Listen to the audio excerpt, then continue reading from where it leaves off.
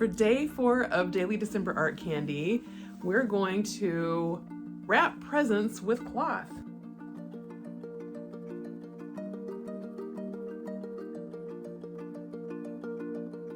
This is a traditional Japanese gift wrapping method using cloth, and the cloth is called a Furoshiki, and I think also Furoshiki refers to this gift wrapping style. So I'm going to show you the very basics because that's about all that I know, and I'm also going to share some links of other people who are actual experts at wrapping gifts with cloth. So let's get started. First, here's the basic technique. You should definitely watch the experts do this to see how beautiful this can be, but maybe seeing my beginner hands will give you a kickstart to try this. Start with a square piece of fabric, light to medium weight.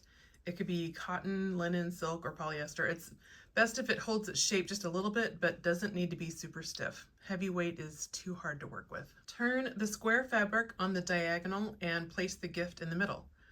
By the way, measuring the fabric diagonally, that length needs to be at least 3 times the longest length of the object you're wrapping. First, the main wraparound. Here, the final goal is the corner is draped down the front. So if your furoshiki is larger than exactly 3 times longer than the object's length, you can plan backwards like this and roll the object towards you. Nobody told me this little idea, but it's what I do. Next comes dealing with the 2 ends. With wrapping paper, the moves are something like fold, score the folds, fold, fold, fold, and then tape the triangle or something like that. So if you try to recreate this with the cloth, it's not going to serve you well for this.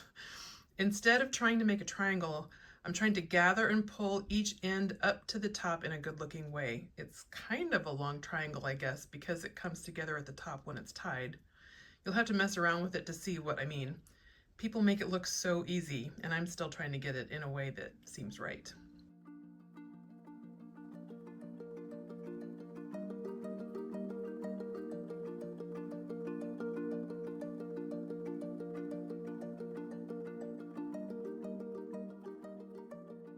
Finally, tying the knot at the end.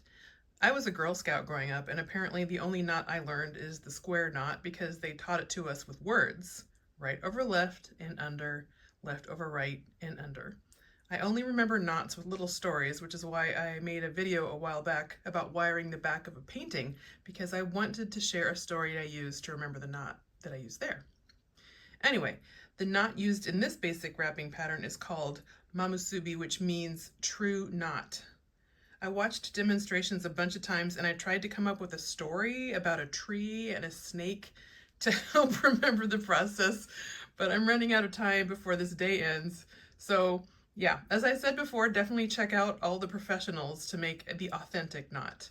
I think I'm starting to get it right, but I don't know how to describe it. So anyway, if the knot stands in the way of your trying this, then I'd suggest don't worry about it for now and just do the knot that you know. It's stuff like trying to get everything perfect all the time that can stand in the way of trying new things.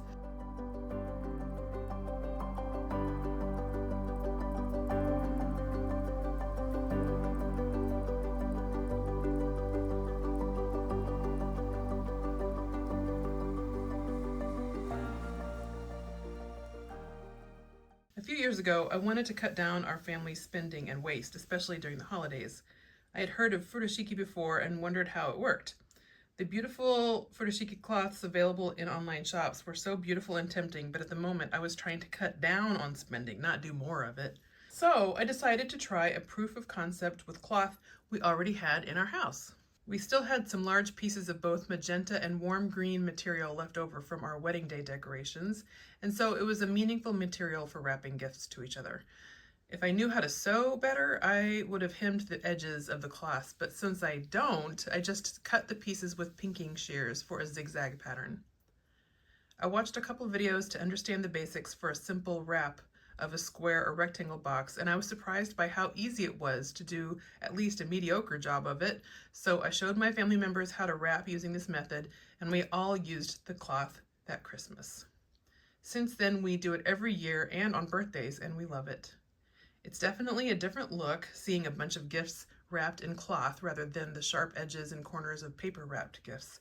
Even the vibe is softer. And unwrapping gifts is a surprisingly lovely experience without the noisy sound of paper crackling and tearing and crumbling. Once gifts are unwrapped, all we have to do is fold the cloths and put them back in the box. I made Furoshiki and Artcandy this year to give myself an excuse to learn more about it and hopefully improve my skills a little bit. But even if I never get my cloth-wrapped gifts looking as nice as I'd like, I still prefer this as my main family gift wrapping move, unless I hand paint paper wrapping, which is so much fun in its own way. Spoiler alert, we'll be having some of that coming in our Artcandy future as well. So how about your gift wrapping life? Are you a wrapping nerd? Do you have a certain way that you like to wrap gifts? Does it make you happy? Is it annoying? Is it a chore? Is it the joy of your life? And most importantly, have you ever wrapped gifts with fabric before, or would you ever like to try it? Let me know in the comments, and we'll see you tomorrow. Thanks so much for watching.